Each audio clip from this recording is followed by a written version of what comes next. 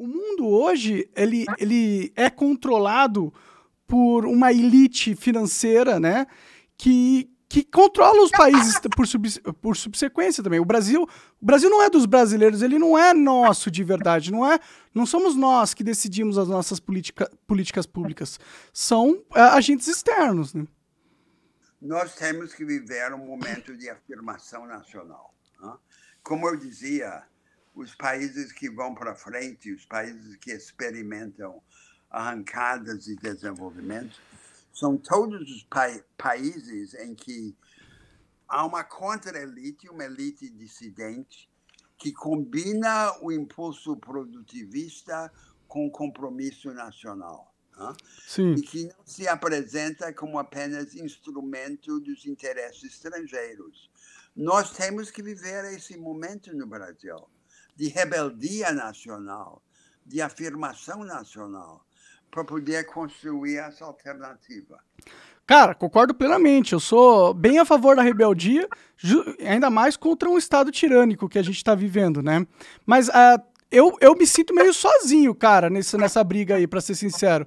Eu entendo que esse seria a solução, se a sociedade se conscientizasse do seu dever nacionalista, mas quando você defende o nacionalismo, você apanha muito aqui no Brasil, sabe?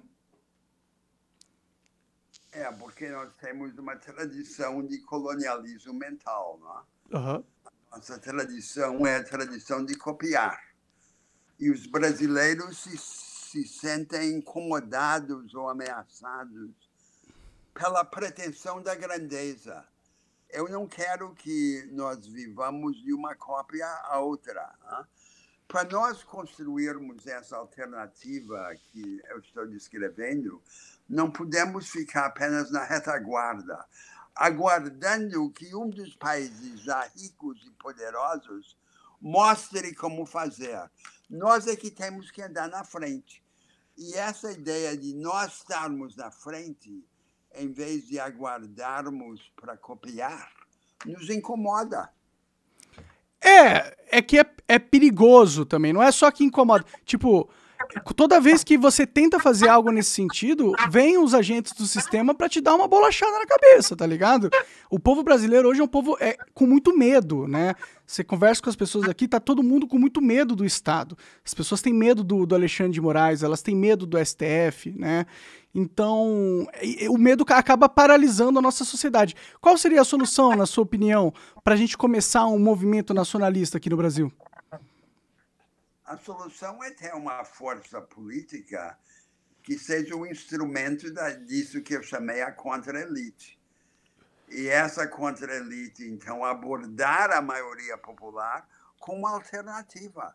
A alternativa não pode ser simplesmente o açúcar dos programas de transferência. E não pode ser também só o teatro das guerras culturais da direita. Nós temos uma tarefa objetiva: construir um modelo de desenvolvimento baseado na democratização das oportunidades e das capacitações. E, para isso, nós temos que ter audácia para inovar nas instituições econômicas e políticas. Criar uma nova forma de economia de mercado apropriada a essa tarefa de ter uma economia do conhecimento socialmente includente e uma organização da democracia que não precise da guerra ou da ruína econômica para propiciar a mudança. O Brasil é o mais pacífico dos grandes países na história moderna. Ou o mais otário, né? É o único país de dimensão continental na história moderna que ascende sem pretender imperar. Então, em geral, o que ocorre na história moderna é que os países precisam de guerras para poder mudar. Uhum. Essa foi a história europeia no século XX. Os europeus acordavam quando estavam se matando. Nós, felizmente, não temos guerras. E nunca acordamos também. Mas nós, então, precisamos de um substituto para a guerra. E o substituto para a guerra é uma maneira de organizar a democracia que torne esse impulso mudancista interno ao regime. Uhum. Quem que você vê aí? A política. Então, isso significa quem que você vê, cara? o grau de mobilização popular. Então, dos grandes políticos, quem que você vê aí que segue esse sentimento nacionalista? Dos nomes de força no Brasil. Você sabe, Monark, que eu tive um candidato na última eleição, que foi o Ciro Gomes. Entendi. Entendi que a proposta dele é a que mais se identificava com esse caminho que eu estou descrevendo. Uhum. Mas eu acredito que o Brasil vai gerar lideranças. Nada disso que eu estou falando é muito misterioso. Nós estamos falando só em generalidades, mas eu lhe asseguro que tudo isso pode ser transformado em pormenor, em detalhe. E não há nada disso que qualquer pessoa simples não possa compreender. Sim, mas sim. Nós precisamos, então, superar os fetiches, as manias, o vocabulário tradicional da direita e da esquerda e construir as bases para um novo consenso nacional. Não, da hora demais. Eu concordo plenamente com essa visão. Eu só fico pensando a prática da coisa mesmo, entendeu? Porque eu realmente quero solucionar esse problema.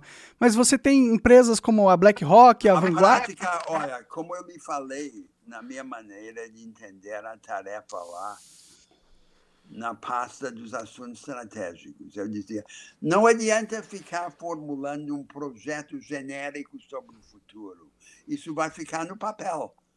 O que tem que fazer é identificar uma série de iniciativas que encarnem esse futuro, dentro daquele princípio que o único longo prazo que conta é o longo prazo que começa a curto prazo.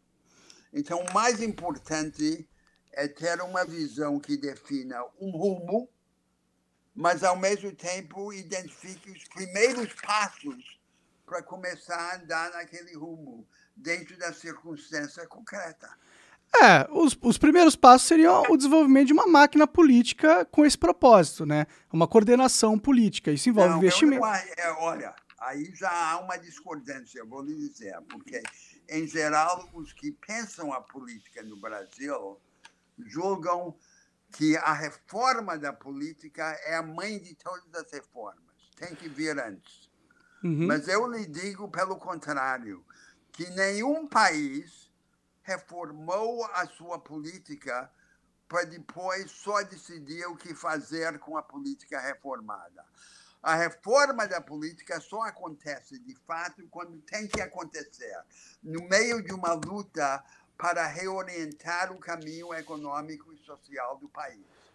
Então, essa tarefa de tirar o Brasil da pasmaceira e de tomar os primeiros passos na organização de um vanguardismo produtivo includente é o tema da luta no país. E depois a reforma da política vem premida por essa tarefa. Ela acontece como uma das condições para permitir que isso aconteça. Não, mas eu não digo... que nós vamos reformar a política primeiro e depois decidir o que fazer com a política reformada. Não, nós vamos nos organizar para levantar o Brasil da estagnação e essa luta sobre alternativa nacional é que vai provocar a reforma da política. Eu entendo, mas eu não estava nem falando de uma reforma estrutural da política. Eu estou falando de organização de uma máquina política fora do Estado, entendeu? De um grupo político. Porque política se faz com grupos políticos, né?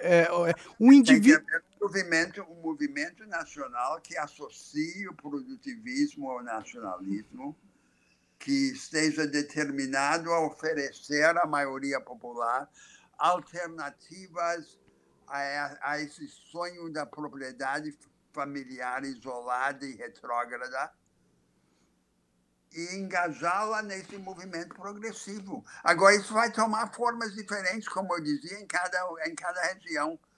No meio oeste, no Brasil Central, não vai ser a mesma forma que toma na Amazônia. Em cada região vai ser uma forma diferente, mas é a mesma ideia básica, é o mesmo rumo geral que nós vamos tomar. Assista esse podcast na íntegra no rumble.com/monarquix. Aponta o celular pro QR Code na tela ou vai no link da descrição e segue a gente lá. Valeu!